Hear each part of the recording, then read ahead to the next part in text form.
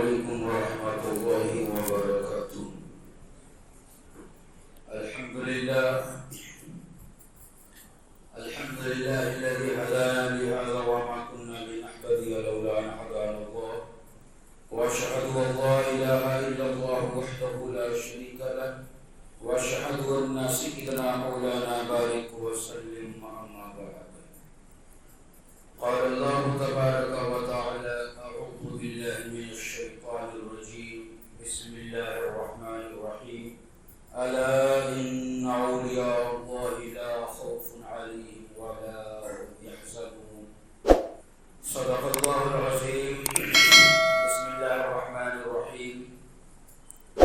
رب اشرح لي صدري ويسر لي أمري واحلل عقدة من لساني يفقهوا قولي.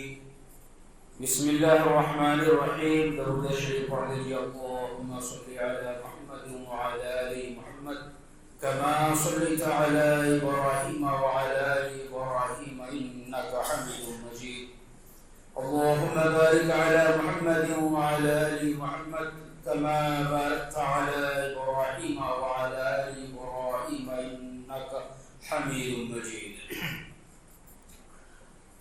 محترم بزرگوں، دوستوں اور عزیز ساتھیوں، اللہ تبارک و تعالیٰ کا لاکھوں شکر و احسان ہے کہ اللہ تبارک و تعالیٰ نے ہم تمام مسلمانوں کو جمعہ کا مبارک دن عطا فرمایا اور جمعہ کی نماز ادا کرنے سے پہلے چند باتیں قرآن و حدیث کی روشنی میں سننے اور سنانے کا موقع عطا فرمایا. میرے دوستوں، اسلامی کیلنڈر کے اعتبار سے ربیع الثانی کا مہینہ شروع ہو چکا ہے اور اس مہینے کا یہ پہلا جمعہ ہے. ابھی میں نے خطبے میں قرآن کریم کی ایک آیت تلاوت کی جس میں اللہ تبارک و تعالیٰ اولیاء کرام سے متعلق ان کی صفات کو بیان فرمایا ہے. میرے دوستو، انشاءاللہ آج کے جمعہ میں میں آپ حضرات کے سامنے اولیاء کرام میں سے ایک ولی شیخ عبدالقادر جیلانی رحمہ اللہ کے تعلق سے ان کی حالات زندگی کا کچھ پہلو آپ کے سامنے اس ارادے سے رکھنے کی کوشش کروں گا کہ ان پہلو کے اوپر ہم اور آپ غور کریں اور اپنی زندگی میں ان کے عادات کو، ان کے صفات کو، ان کے اخلاق کو لانے کی کوشش کریں. اللہ تعالی ہم سبوں کو جو بھی باتیں کہی جائیں ان تمام باتوں کے اوپر عمل کی توفیق عطا فرمائے اور ساتھ ہی مجھے قرآن و حدیث کی روشنی میں صحیح کہنے کی توفیق عطا فرمائے. آمین ثم آمین. میرے دوستو، اللہ تبارک و تعالی نے کچھ جماعتیں بنائی ہیں. ان جماعتوں میں سے کچھ جماعت تو ایسی ہے جو آج کے دور میں بنانا بڑا ہی مشکل ہے.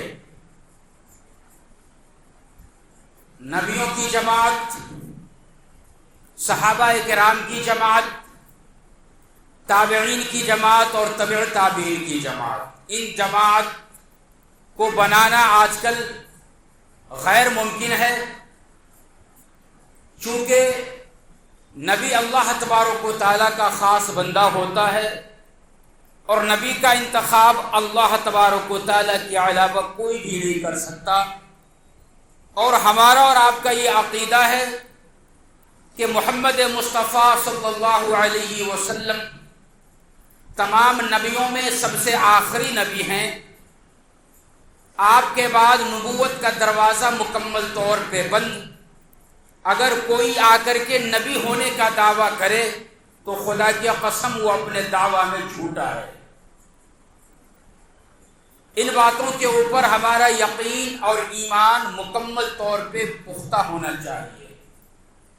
اگر ہمارا ایمان اس بارے میں اگر کمزور ہے تو یاد رکھیے دائرہ اسلام سے ہم خارج ہو جائیں گے. اس لیے نبی کریم صلی اللہ علیہ وسلم کے تعلق سے آخری نبی ہونے کا جو اعتقاد و یقین اور ایمان ہے یہ مکمل طور پہ پختہ ہونا چاہیے. اگر ہمارے سامنے ابھی کوئی نبی ہونے کا دعویٰ کرے تو اپنے دعویٰ میں مکمل طور پہ جھوٹا ہے. اگر ہم نے جان کر کے یا پھر انجانے میں انہیں نبی مان لیا نعوذ باللہ تو ایمان ہمارا سینے سے نکل جائے گا. تو میرے دوستو، نبوت اللہ تبارک و تعالی عطا فرماتا ہے. نبی محمد مصطفیٰ صلی اللہ علیہ وسلم آخری نبی، اب ان کے بعد کوئی نبی دنیا میں نہیں آئے گا. ایک نبی جو قرب قیامت آنے والے ہیں حضرت عیسیٰ علیہ السلام، وہ اس دنیا میں بھی نبی بن کر کے نہیں بلکہ امتی بن کر کے آئیں گے، اور ان کا عقیدہ نبی کریم صلی اللہ علیہ وسلم کے عقیدوں کے مطابق ہوگا.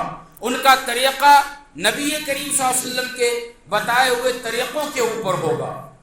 اس کے بعد صحابہ کرام کی جماعت بھی اس وقت میں غیر ممکن ہے، چونکہ صحابی انہیں کہا جاتا ہے جس نے ایمان کی حالت میں محمد مصطفیٰ صلی اللہ علیہ وسلم کو دیکھا ہو.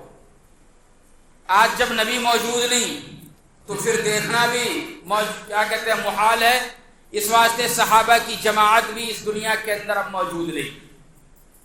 تابعین کی جماعت بھی نہیں بنے گی، چونکہ تابعی اسے کہا جاتا ہے جس نے صحابہ کرام کو ایمان کی حالت میں دیکھا. صحابہ موجود نہیں تو تابعی کہاں سے موجود ہوں گے؟ اور تبع تابعین کی جماعت بھی غیر ممکن ہے، چونکہ تبع تابعین انہیں کہا جاتا ہے جس نے تابعی کو ایمان کی حالت میں دیکھا ہو. تابعی موجود نہیں تو تبع تابعی کہاں سے موجود ہوں گے؟ ہاں، اس کے علاوہ ان چار جماعتوں کے علاوہ جتنی جماعتیں انسان اس کے علاوہ بنانا چاہے وہ بنا سکتا ہے. لیکن اللہ تبارک و تعالیٰ نے دو راستے رکھ دیے. اگر اچھی جماعت بنائیں گے جنت کے مستحق ہوں گے، اور اگر بری اور بیکار جماعت بنائیں گے تو جہنم کے مستحق ہوں گے. انہی جماعتوں میں سے انسان اگر اللہ کا نیک بندہ بن جائے، قرآن کی تلاوت، ذکر و اذکار اور نماز اپنے اوقات میں، اور اس کے علاوہ نوافل وغیرہ ان تمام چیزوں کو پڑھے اور خوب پڑھے، تو اب ایسی صورت میں اللہ تبارک و تعالیٰ اسے ولایت کا درجہ ضرور عطا فرمائے گا. اور ولی کا مقام ایک ایسا مقام ہے اور مرتبہ ایک ایسا مرتبہ ہے جو قیامت تک یہ مرتبہ انسان کو اللہ تبارک و تعالیٰ عطا فرماتا رہے گا. وہ صفات جو سورہ فرقان کے اندر اولیاء کرام کے اللہ تبارک و تعالیٰ نے بیان فرمائے ہیں، وہ صفات اگر کسی کے اندر موجود ہیں تو پھر اللہ کا وہ واقعتاً وہ ولی ہے. میرے دوستو، انہی ولی میں سے ایک ولی شیخ عبد القادر جیلانی رحمہ اللہ ہیں، جن کے بارے میں ربیع الثانی کے مہینے میں عام طور پر ہم اور آپ جمع ہوتے ہیں ان کے نام پہ. بڑی اچھی بات ہے جس محفل کے اندر اللہ کے ولیوں کا ذکر ہو، رسول اللہ کا ذکر ہو، اللہ تبارک و تعالیٰ کا ذکر ہو. ایسی مبارک محفل کے اندر ہم سبھوں کو بیٹھنا اگر نصیب ہو جائے تو واقعتاً ایسے بیٹھنے والے لوگ خوش قسمت ہوا کرتے ہیں. محفلیں لگا کرتی ہیں، بیٹھنا چاہیے اور سننا چاہیے. لیکن میرے دوستو، جب ہم ایسی محفل میں بیٹھیں تو نصیحت حاصل کرنے کے لیے بیٹھیں کہ جب ہم آ رہے ہیں، بیٹھ رہے ہیں، سننا ہے تو انشاءاللہ ہم عمل کرنے کی کوشش بھی کرنا. شیخ عبد القادر جیلانی رحمۃ اللہ علیہ اپنے زمانے کے بہت ہی بڑے اللہ والے تھے. اللہ نے آپ کو ولایت کا درجہ عطا فرمایا تھا، اور آپ کے والد ماجد جن کا نام سید ابو صالح تخلص جنگی دوست، ہمہ وقت جب بھی موقع ملتا دشمنوں سے اللہ کی خاطر مقابلہ کرنے کے لیے تیار رہا کرتے تھے. یہ بھی اپنے زمانے کے بہت ہی بڑے ولی تھے. بیان کیا جاتا ہے کہ ایک دفعہ شیخ عبد القادر جیلانی رحمہ اللہ کے والد محترم ابو صالح، سید ابو صالح رحمۃ اللہ علیہ جنگی دوست، کہیں سفر میں تھے. اللہ والوں کا سفر ہوا کرتا تھا، جنگلوں کا، دریا کے کناروں کا. کچھ حاصل کرنا ہے، کچھ اللہ تبارک و تعالیٰ سے کچھ سیکھنا ہے، اس واسطے اکیلے اور تنہائی کو یہ لوگ پسند کیا کرتے تھے۔ ایک دفعہ جب آپ کا سفر دریا کے کنارے کا تھا، تقریباً 3 دن کا عرصہ ہو گیا، کھانے اور پینے کی چیزیں کچھ بھی نہیں ملی، بھوک کی شدت نے آپ کو ستایا، تو پھر آپ کچھ کھانے کو مل جائے اس رزق کی تلاش میں آپ دریا کے کنارے کا سفر شروع کیا۔ تو آپ نے یہ دیکھا کہ دریا میں پانی کے بہاؤ کے اوپر ایک سیب بہتا ہوا ان کی طرف آ رہا ہے۔ بھوک لگی ہوئی تھی، جھکے نیچے سیب کو اٹھایا اور بسم اللہ پڑھا اور کھا لیا۔ کھانے کے بعد بھوک ختم ہوئی تو اب خیال آیا کہ بھئی یہ سیب کا مالک کون تھا؟ مالک کی اجازت کے بغیر ہم نے سیب اٹھا کر کے کھایا ہے، اللہ تبارک و تعالیٰ کے پاس تو جواب دینا پڑے گا۔ ہمارے اور آپ کے اندر اس واقعہ میں سبق اس طور پہ ملتا ہے، ہم اور آپ اپنے گھر میں اپنے بھائیوں، ماں باپ اور دوسرے فیملیوں کے ساتھ رہتے ہیں، ہم ان کی چیزوں کو بغیر اجازت اٹھا کر کے استعمال کر لیتے ہیں۔ کیا استعمال کرنا جائز ہوگا؟ حضرت عبداللہ صومعی نے اپنے اس واقعہ سے تمام مسلمانوں کو یہ سبق دے دیا کہ یہاں پہ مالک معلوم نہیں ہے، اور فقہاء کرام نے یہ لکھا ہے کہ اگر کہیں پہ اس طرح کا پھل اگر نظر آ جائے جس کا مالک دور دور تک نظر نہ آتا ہو تو ایسی صورت میں اس میں ملکیت کسی کی ثابت نہیں ہوتی، اگر وہ استعمال کرنا چاہے تو کر سکتا ہے، حجت اس کے اندر نہیں بتلایا گیا۔ لیکن اس کے باوجود حضرت ابو صالح رحمت اللہ علیہ جب انہوں نے یہ دیکھا کہ سیب ہم نے کھایا ہے مالک کی اجازت کے بغیر، تو فوراً مالک کو تلاش کرنے کے لیے نکلے۔ یہاں گھر کے اندر مالک موجود ہے، گھر کا مالک موجود ہے، سامان جس کا یوز کیا جا رہا ہے وہ موجود ہے، پوچھنا بھی گوارا نہیں کرتے، چل جائے یار کون پوچھتا ہے، اپنا ہی آدمی ہے، اجازت لینے کی ضرورت کیا ہے، بس استعمال کر لیں گے، بعد میں ملاقات ہوگی تو کہہ دیں گے کہ بھائی ہم نے آپ کی فلاں چیز استعمال میں لائی تھی۔ تو اب وہ کیا کہے گا؟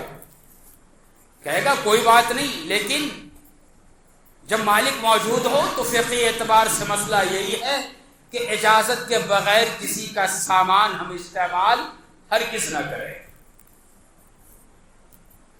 تو سید ابو صالح رحمت اللہ علیہ پانی کے بہاؤ کے مخالف سمت میں آپ چلنا شروع کر دیے۔ علماء کرام نے بیان فرمایا کہ جب کچھ فرلانگ چلنے کے بعد آپ نے یہ دیکھا کہ ایک باغ ہے، سیب کا وہ باغ ہے، اس کی ٹہنیاں دریا کے پانی کے اوپر اس کا جھکاؤ ہے۔ آپ نے یہ سوچا کہ واہ ہو نہ ہو یہ سیب اسی یہاں سے آیا ہوگا، اسی باغ سے آیا ہوگا۔ چنانچہ باغ کے اندر داخل ہوئے، ایک دربان کام کر رہا تھا، اس سے پوچھا کہ بھائی باغ کا مالک کون ہے؟ کہا کہ آپ اندر جاؤ، ایک بڑے بزرگ نظر آئیں گے، وہی باغ کا مالک ہے۔ چنانچہ اس کی خدمت میں پہنچ گئے۔ سید ابو صالح رحمت اللہ علیہ جانے کے بعد سلام کیا تو وہ بزرگ پوچھے کہ بھائی کیا مقصد سے آئے ہو؟ اس نے یہ کہا کہ میں فلاں جگہ پہ تھا، ایک سیب آپ کے باغ سے پانی کے بہاؤ میں آیا، بھوک لگی ہوئی تھی، اٹھا لیا، کھا لیا، آپ سے اجازت نہیں لی، تو بغیر اجازت کے سیب چونکہ میں نے کھایا تھا، آپ سے معافی مانگنے کے لیے آیا ہوں۔ جب یہ بات اس صاحب نے سنی تو وہ اوپر سے نیچے تک دیکھے، چمکتا ہوا چہرہ، اس نوجوان کا 18 سال کی تقریباً عمر ہے، وہ خود اللہ والے تھے، وہ صاحب باغ کے مالک جن کا نام سید عبداللہ صومعی رحمت اللہ علیہ ہے، بہت ہی بڑے اللہ والے تھے، اور یہ بھی جنگ دشمنوں سے لڑا کرتے تھے، اور جنگ بھی اس طریقہ پر لڑتے تھے کہ جس میدان کے اندر گئے دشمن سامنے آیا تو دشمن جو بیٹھا ہوا ہے سواری کے اوپر، دشمن سے خطاب نہیں کرتے تھے، دشمن جس سواری پہ بیٹھا ہوتا تھا اس سواری سے خطاب کرتے تھے کہ اللہ کے رسول کے غلاموں سے تم لڑنے کے لیے آئے ہو؟ اسلام کے خلاف تمہاری یہ ہمت؟ صرف یہ جب وہ کہتے تھے جانور اب دشمن کو لے کر کے پیچھے کی طرف پلٹتا اور بھاگ جاتا تھا. اتنے بڑے اللہ والے تھے. حضرت عبداللہ سومی رحمۃ اللہ علیہ، اس نے دیکھا نوجوان کو اوپر سے نیچے تک، کہا کہ اس نوجوان کو ہاتھ سے جانے نہیں دینا ہے، اسے اپنے پاس ہی رکھنا ہے. کہا کہ میں تمہارے گناہ کو معاف تو کروں گا، معافی تمہیں ملے گی، لیکن 2 شرط ہے. پہلی شرط یہ ہے کہ 1 مہینے تک اس باغ کی رکھوالی کرنی ہے، اس کے اندر جتنے جھاڑ ہیں اس میں پانی ڈالنا ہے، اس کی سینچائی کرنی ہے. پوچھا دوسری شرط، کہا کہ پہلی مکمل کریں گے تو پھر دوسری بتلاؤں گا. تیار ہو گئے.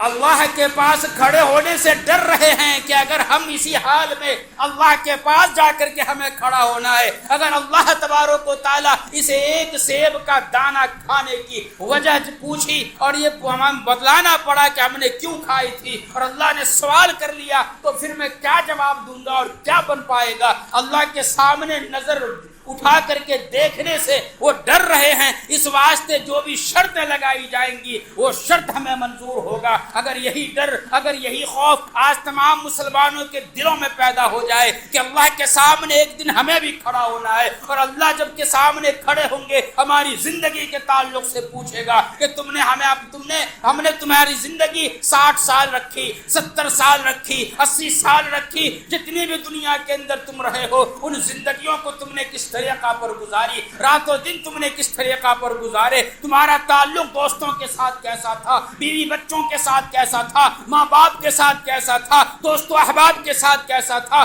رشتہ داروں کے ساتھ کیسا تھا، تو تم کس طریقہ پر جواب دو گے؟ اگر یہ ڈر اور یہ خوف اللہ کے سامنے کھڑے ہونے کا ہمارے دل کے اندر یہ پیدا ہو جائے تو انشاءاللہ ہم میں کا ہر مسلمان قدم اٹھانے سے پہلے یہ سوچے گا کہ انجام کیا ہوگا. یہی اللہ کا ڈر اور خوف تھا کہ اس نوجوان کو باغ کے اندر پہنچا دیا. 1 مہینہ کی شرط مکمل ہوئی اور حضرت عبداللہ سومعی مکمل طور پہ اس نوجوان پہ نظر رکھے ہوا ہے کہ دیکھتے ہیں یہ کیا کیا کر رہا ہے. چنانچہ 1 مہینہ جب مکمل ہوا خدمت اقدس میں پہنچ گئے یہ نوجوان، اور جانے کے بعد کہا کہ حضرت 1 مہینہ جو آپ نے شرط لگائی تھی وہ مکمل ہوئی، اب تو ہمیں بتلاؤ کہ ہماری معافی قبول ہوئی یا نہیں ہوئی، اور دوسری شرط کیا ہے؟ تو اب اس کے بعد وہ کہتے ہیں کہ دوسری شرط یہ ہے کہ میری ایک بیٹی ہے جو آنکھوں سے اندھی ہے، زبان سے گونگی ہے، کان سے بہری ہے، ہاتھ سے لنجی ہے اور پاؤں سے لنگڑی ہے، تم ان سے شادی کر لو. دوسری شرط. ابو صالح جنگی رحمت اللہ علیہ یہ کہتے ہیں کہ جب میں نے دوسری شرط سنا تو میں حیران و پریشان ہو گیا، لیکن اللہ کا ڈر اور خوف ہماری نظروں کے سامنے تھا، میں نے دوسری شرط بھی منظور کر لی. آج کا اگر نوجوان ہوتا اور یہ شرط لگا دے کہ بھائی تمہاری بیوی ایسی ہے تو بڑھ کر کے 1 سیب اور اٹھا کے کھا لے گا، اور پھر یہ کہتا کہ بھائی جو کرنا ہے کر لے، میں تو 1 کھانا کھاؤں گا. لیکن یہ اللہ والے ڈر، اللہ کا خوف اللہ کا دل کے اندر اس طریقہ پر باتیں نہیں کی. اس نے کہا کہ ٹھیک ہے گناہ ہمارے معاف ہو جائیں گے، غلطی ہو گئی ہے معافی مل جائے گی، اس سے بڑھ کر کے کیا ہے، آخرت کی زندگی ہمارے لیے اچھی اور بہترین زندگی ہوگی. چنانچہ خطبہ دیا گیا، شادی ہو گئی. اپنی بیوی سے ملنے کے لیے جب گئے، گھر کے اندر گئے تو دیکھ کر کے حیرانگی کے عالم میں باہر نکل آئے. عبداللہ سومعی کے پاس آئے اور کہا کہ حضرت آپ نے تو کہا تھا کہ آپ کی بیٹی کے اندر یہ چیزیں خامیاں ہیں، ایسا لگتا ہے کہ میں کسی دوسری لڑکی کے پاس آ گیا ہوں. توبہ استغفار کرتے ہوئے گھر سے باہر نکلے تو عبداللہ سومعی نے کہا کہ بیٹے وہی تمہاری بیوی ہے اور میری بیٹی بھی وہی ہے. کہا کہ حضرت آپ نے تو یہ کہا تھا. کیا کہا؟ ہاں بات صحیح ہے، میری بیٹی آنکھوں سے اندھی ہے اس لیے کہ جب سے یہ عقل و ہوش سنبھالی ہے کبھی غیر محرم کے اوپر ان کی نظر نہیں پڑی. زبان سے گونگی ہے اس لیے کہ جب سے عقل و شعور کو سنبھالا ہے انہوں نے کبھی کسی کی غیبت نہیں کی، زبان کے ذریعے سے کسی کو تکلیف نہیں دی. ہاتھوں سے لنگڑی اس لیے ہے کہ اپنے ہاتھ کے ذریعے سے نہ تو کسی کو تکلیف دی اور نہ کوئی گناہ کا کام کیا. پاؤں سے لنگڑی اس واسطے ہے کہ کبھی گھر سے باہر انہوں نے قدم نہیں رکھے اور پاؤں کے ذریعے سے چل کر کے کوئی گناہ کا کام نہ کیا. اور کان سے بہری اس لیے ہے کہ کبھی کسی خلاف حق بات کو اپنے سننا انہوں نے گوارا نہیں کیا. اس طریقہ پر تربیت کی گئی تھی. انہی دو پاک باز ماں اور باپ کے ملنے کی وجہ سے پھر اللہ تبارک و تعالیٰ نے شیخ عبد القادر جیلانی رحمۃ اللہ علیہ کو اس دنیا کے اندر بھیجا. ایسے دو پاک باز ماں اور باپ کی اولاد ہیں شیخ عبد القادر جیلانی رحمۃ اللہ علیہ. جن کے ماں اور باپ ایسے پاک باز ہوں ان کی اولاد کے اندر تو ولایت کود کود کر کے بھرا ہوگا. آپ یہ کہتے ہیں کہ میں بچپن سے اللہ کا ولی تھا.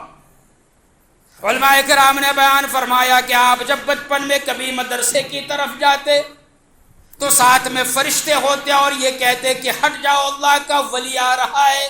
مدرسے میں جس جگہ پہ آپ کو بیٹھنا ہوتا کوئی بچہ اگر وہاں پہلے سے بیٹھا ہوتا تو اسے ہٹا دیتے اور کہتے کہ اللہ کے ولی کو بیٹھنے یہاں پہ دے دو. آپ یہ کہتے ہیں کہ جب میں جوان ہوا بچپن میں والد کا انتقال ہو چکا تھا، ماں نے میری پرورش کی. جب میں 18 سال کے قریب پہنچا شیخ عبد القادر جیلانی رحمۃ اللہ علیہ تو ایسی صورت میں ایک دفعہ آپ ہل اور بیل لے کر کے چلے اپنے کھیت کے اندر جو کیا کہتے ہیں کھیت کو جوتنے کے لیے، تو درمیان راستے میں بیل نے یوں پلٹ کر کے آپ کو دیکھا اور دیکھنے کے بعد کہا کہ عبد القادر آپ کو نہ اس کے لیے پیدا کیا گیا اور نہ آپ کو اس کا حکم دیا گیا ہے. آپ فوراً پلٹ کر کے اپنے گھر میں آئے، ہل بیل کو رکھا باندھا، اس کے بعد اپنے مکان کے چھت کے اوپر چلے گئے. آپ کی نظر ایک جماعت کے اوپر پڑی جو حج کرنے کے لیے جا رہی تھی جماعت. فوراً نیچے آئے، امی جان کی خدمت میں پہنچے اور جا کر کے کہا کہ امی جان مجھے آپ اجازت دو، ایک جماعت حج کے لیے جا رہی ہے، اس جماعت میں شامل ہو جاؤں. راستے میں بغداد آتا ہے، میں بغداد چلا جاؤں اور وہاں جا کر کے علم دین حاصل کروں. رب کائنات کی قسم ہے بوڑھی ماں نے کہا کہ ٹھیک ہے بیٹا جاؤ. ماں نے زیادہ سفر تیار کیا. باپ جو چھوڑ کر کے اشرفیاں گئے تھے 80 اشرفیاں، ان میں سے 40 اشرفیوں کو اماں جان نے آپ کے بغل کے اندر کپڑوں میں چھپا کر کے رکھ دیا. چونکہ غنڈوں کی جماعتوں کا حملہ ہوا کرتا تھا، یہ پیسے اگر بچ گئے تو ایسی صورت میں کام میں آئے گا. یہ کرنے کے بعد جب ماں رخصت کر رہی ہے تو بیٹا شیخ عبد القادر رحمہ اللہ کو ماں یہ نصیحت کر رہی ہے کہ بیٹا کچھ بھی ہو جائے تم نے جھوٹ نہیں بولنا. ماں کی اس نصیحت کو اپنے دل کے اندر انہوں نے پیوست کر لیا، گرہ سے باندھ لیا. قافلے میں شامل ہو گئے. ہمدان کے قریب جب قافلہ پہنچا راستے کے اندر ڈاکوؤں کی ایک بڑی جماعت نے ان کے قافلے پہ حملہ کر دیا. تمام قافلے والوں کا مال لوٹ لیا. ایک ڈاکو اس نوجوان کے پاس آ کر کے کہا کہ بھائی نوجوان تمہارے پاس کیا ہے؟ تو اس نوجوان نے کہا کہ میرے پاس 40 اشرفیاں ہیں.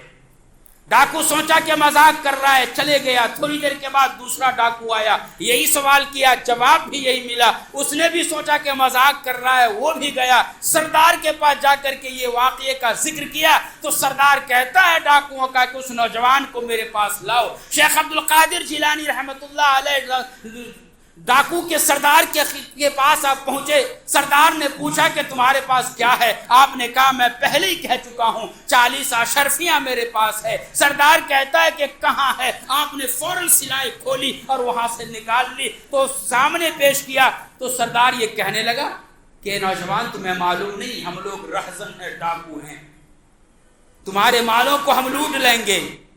اگر تم چاہتے تو مجھ سے جھوٹ بول سکتے تھے اور اس مال کو تم چھپا سکتے تھے، سچ کیوں بولا؟ اب تمام لوگوں سے ہماری درخواست ہے اگر ابھی تک آپ لوگ توجہ میں نہیں تھے تو اب آپ توجہ سے ان باتوں کو سنیے اور اپنے گریبان میں جھانک کر کے دیکھیے کہ ہم اور آپ کہاں کھڑے ہیں. شیخ عبد القادر جیلانی رحمہ اللہ سے جب اس نے پوچھا ڈاکو کے سردار نے کہ آپ یہ بتلاؤ آپ جھوٹ بول دیتے تو ایسی صورت میں آپ کی اشرفیاں بچ جاتی ہیں، آپ نے سچ کیوں بولا؟ نوجوان یہ کہنے لگا کہ جب میں اپنے ماں سے اپنے گھر سے رخصت ہوا تھا تو اس وقت میں میری ماں نے مجھے نصیحت کی تھی کہ بیٹا کچھ بھی ہو جائے تم نے جھوٹ نہیں بولنا ہے۔ مجھے میری ماں کی بات یاد آ گئی، اس واسطے میں نے سچ بتلا دیا، اور پھر میری ماں نے کہا تھا کہ بیٹا جب تم سچ بولیں گے تو اللہ کے نبی نے ارشاد فرمایا کہ سچ بولنے والوں کو اللہ کامیابی عطا فرماتا ہے اور جھوٹ بولنے والوں کو اللہ ناکام کر کے دکھاتا ہے، اس واسطے میں نے سچ بولا ہے۔ وہ سردار کہنے لگا کہ اچھا تمہیں اپنے ماں کی باتوں کا اتنا خیال ہے، اور میں میرے رب سے وعدہ کر کے آیا تھا کہ ہم نے دنیا میں جا کر کے سچ بولنا ہے، جھوٹ نہیں بولنا ہے، وعدہ خلافی نہیں کرنا ہے، لیکن وہ سب چیز ہم کر رہے ہیں۔ چنانچہ ایک سچ بولنے کی وجہ سے وہ ڈاکوؤں کی جماعت قدموں میں گرتا ہے اس نوجوان شیخ عبد القادر جیلانی رحمۃ اللہ علیہ کے، اور کہتے ہیں کہ ہم سبوں کو توبہ کراؤ اور کلمہ پڑھاؤ، ہم سب کے سب مسلمان ہونا چاہتے ہیں۔ ایک سچ بولنے کی وجہ سے وہ رہزن، وہ ڈاکو جو برسوں سے لوگوں کو لوٹ رہا تھا اور مال جمع کر رہا تھا، ایک سچ بولنے کی وجہ سے وہ بھی توبہ کرنے کے اوپر مجبور ہوا، اور اسلام کے اوپر مابقیہ زندگی کو ان تمام ڈاکوؤں نے گزار دیا۔ آج ہمارا اور آپ کا حال کیا ہے کہ صبح اٹھنے سے لے کر کے رات سونے تک مکمل طور پہ جھوٹ پہ جھوٹ، جھوٹ پہ جھوٹ بولتا چلا جا رہا ہے انسان۔ حضرت ابو ہریرہ رضی اللہ تعالیٰ ارشاد فرماتے ہیں کہ آقا صلی اللہ علیہ وسلم نے ارشاد فرمایا کہ جب پوچھا گیا کہ کیا منافقوں کی علامت کیا ہے تو نبی کریم صلی اللہ علیہ وسلم نے ارشاد فرمایا منافقوں کی 3 علامتیں ہیں۔ یہ علامتیں سنیں، اپنے گریبان میں جھانکیں اور دیکھیں کہ کیا علامتیں ہمارے اندر موجود ہیں، کیا ہم بھی تو منافق نہیں؟ نبی کریم صلی اللہ علیہ وسلم نے ارشاد فرمایا کہ پہلی علامت منافق کی یہ ہوتی ہے کہ جب وہ بات کرتا ہے تو جھوٹ بولتا ہے۔ دوسری علامت بیان کی گئی کہ جب وہ وعدہ کرتا ہے تو وعدہ خلافی کرتا ہے، اور تیسری علامت یہ بتلائی گئی کہ ان کے پاس اگر امانت رکھوا دی جائے تو اس کے اندر وہ خیانت کرنا شروع کرتا ہے۔ یہ 3 علامتیں، بات کرے تو جھوٹ بولے، کسی کو اگر زبان دے دی کہ بھئی بس آ رہا ہوں تو اس نے وعدہ خلافی کر دی۔ نبی کریم صلی اللہ علیہ وسلم ابھی نبوت نہیں ملی، مکہ کا ایک آدمی کہتا ہے کہ آقا صلی اللہ علیہ وسلم کو نبوت نہیں ملی تھی، ایک دفعہ ان سے کچھ بات ہوئی، پیسے کا لین دین ہوا، نبی کریم صلی اللہ علیہ وسلم سے اس یہودی آدمی نے یہ کہا، مکہ کا مشرک، کہ میں ابھی آ رہا ہوں آپ کے پاس پیسہ لے کر کے، آپ یہیں پہ رکیے۔ خدا کی قسم تاریخ شاہد ہے، نبی کریم صلی اللہ علیہ وسلم کی سیرت کے اندر بات لکھی گئی کہ ابھی آپ نبی نہیں بنے تھے، ابھی اسلام دنیا کے اندر نہیں آیا تھا، زمانے جاہلیت میں مکہ والے جی رہے تھے، اٹھ اور بیٹھ رہے تھے۔ اس وقت میں کسی مشرک سے آپ نے یہ وعدہ کیا تھا کہ ابھی آپ آ رہے ہو، میں یہاں پہ ٹھہرتا ہوں۔ وہ مشرک آدمی کہتا ہے کہ 3 دن کے بعد مجھے یاد آیا کہ میں نے محمد رسول اللہ سے وعدہ کر کے آیا ہوں کہ میں آؤں گا، 3 دن ہو گیا۔ وہ کہتا ہے کہ 3 دن کے بعد یاد آنے کے بعد جب میں وہاں پہ پہنچا تو میں نے دیکھا محمد رسول اللہ وہیں پہ موجود ہیں، اور مجھے دیکھنے کے بعد صرف اتنا کہا کہ بھائی تو نے تو مجھے پریشان کر دیا۔ آج 5 منٹ نیٹ ہم انتظار کرنے کو تیار نہیں، وعدہ کیا ہے کہ بھائی ابھی آ رہا ہوں ایک 10-15 منٹ میں، اسی 15 منٹ میں 15 کال چلا جائے گا کہ بھائی ذرا جلدی آؤ، کیا یہاں پہ کھڑے کر کے چلے گئے، دیوانہ سمجھ رکھا ہے کیا، نہ جانے کیا کیا چیزیں جو ہے بکنا ہم شروع کر دیتے ہیں۔ نبی کریم صلی اللہ علیہ وسلم کا یہ اخلاق، آپ نے کہا کہ جو وعدہ خلافی کرے وہ اسلام میں ہرگز نہیں ہے۔ ہم سب اپنے گریبان میں جھانک کے دیکھیں، حضرت سفیان رضی اللہ تعالیٰ عنہ، میرے دوستو، ابو سفیان جب اسلام قبول نہیں کرے تھے اس وقت کا وہ اپنا واقعہ بیان فرماتے ہیں۔ نبی کریم صلی اللہ علیہ وسلم نے روم کے بادشاہ کو، وقت ہو گیا،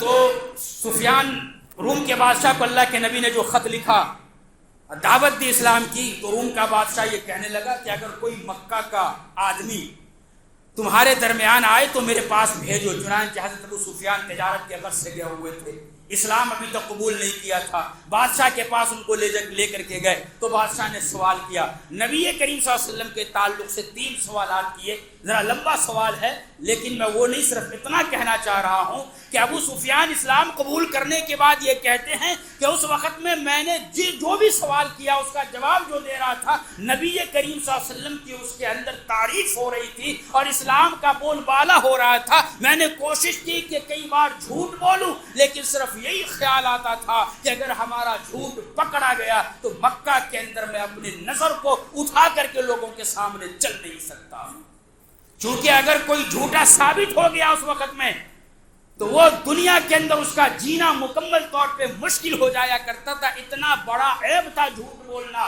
کفار و مشرکین بھی جھوٹ بولنے سے ڈرتے تھے۔ آج ہم مسلمان کھلے عام جھوٹ بولتے ہیں، اپنے بچوں کے ساتھ، گھر والوں کے ساتھ، نہ جانے کہاں کہاں پہ جھوٹ بولتے ہیں۔ نبی کریم صلی اللہ علیہ وسلم نے اس سے منع فرمایا۔ اور شیخ عبد القادر جیلانی رحمۃ اللہ علیہ نے جب ماں کی نصیحت کو قبول کیا اور سچ بولنے پہ آمادہ ہوئے تو بڑا سے بڑا ڈاکو کلمہ پڑھ کر کے اسلام قبول کر لیا۔